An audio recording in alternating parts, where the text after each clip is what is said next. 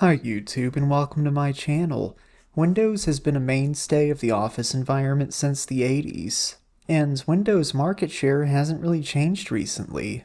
Almost everybody in an office setting is still using Windows. So why is everyone saying it's dying?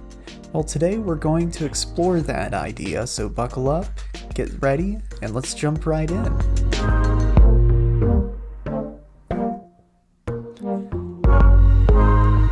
So we'll start at the beginning. In order to know where we're going, we have to know where we came from. So let's look at Windows 1.0. Windows started as a tiling window manager for DOS. Nothing more, nothing less. Simply opened applications in individual windows and tiled them across the screen.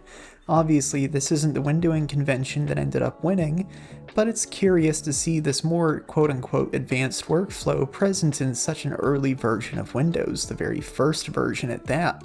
By version 3.1, Windows had really created a name for itself.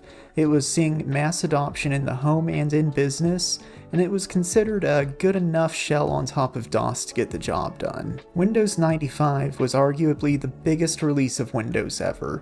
I mean, the overnight launch events speak for themselves. They even had Matthew Perry and Jennifer something, the actors from Friends, appear on a sitcom style skit.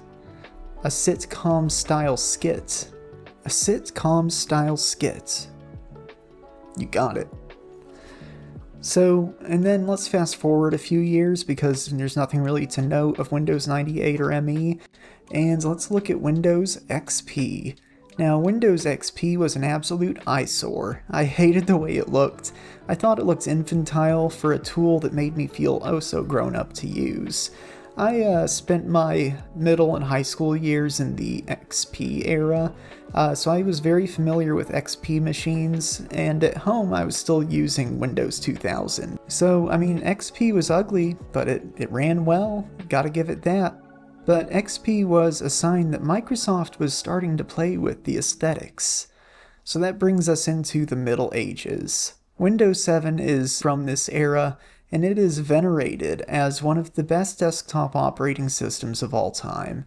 It was clear from the progression of Windows XP through Vista through 7 that Microsoft had a very clear, distinct workflow in mind for Windows, and also a clear aesthetic vision for it as well.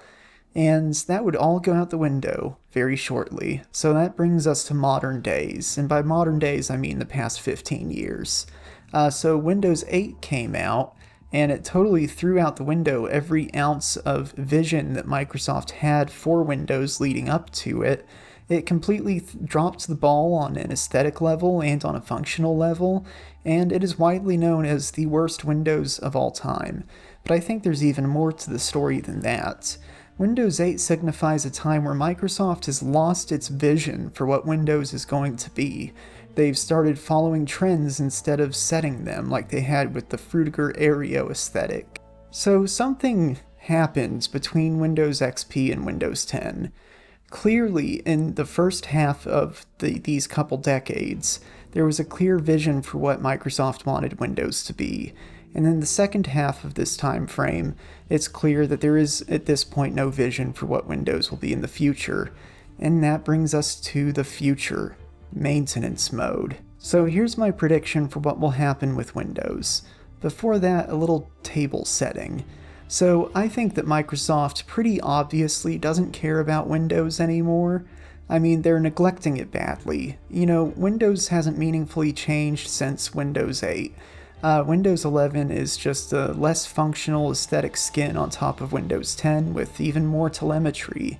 The underlying kernel numbers haven't even changed between these two releases. I mean, Windows 11 is literally Windows 10 with a fresh coat of paint. And my reasoning here is that Windows is not Microsoft's bread and butter anymore. Windows is not the thing that brings in all of the money that they make. That's Azure, that's the cloud, that's their business offerings. And so Windows is something that they seem to kind of resent having to maintain, and I think that we'll see just that. Windows in maintenance mode. So here's my vision for what will happen.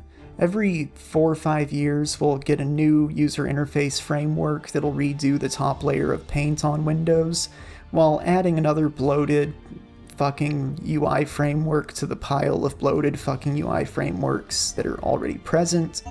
It'll slowly get worse and worse. I mean, opening the start menu causes the CPU to spike to 100. Part of the start menu is an Electron app. What are they doing?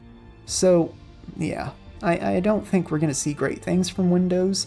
I think it's going to slowly crumble under the weight of its legacy code over time as more shit's piled up on it, and eventually it will phase out, dying a quiet and long death. What will replace it? I don't know. Maybe Linux, maybe macOS, maybe iPadOS. Bye, leave me alone.